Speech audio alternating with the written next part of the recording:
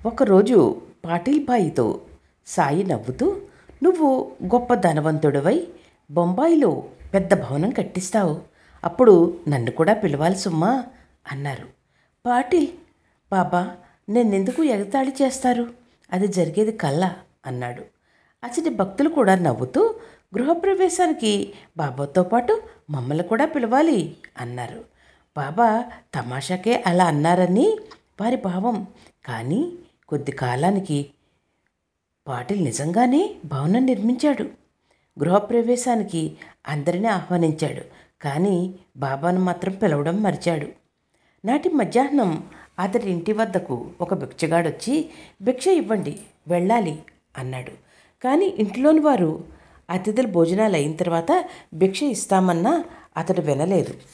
ఇంతలో ఆ ఇల్లాలకి తన భర్తతో వెనక బాబా అన్న మాటలు గుర్తుకొచ్చి అతనికి నమస్కరించి భోజనం పెట్టింది.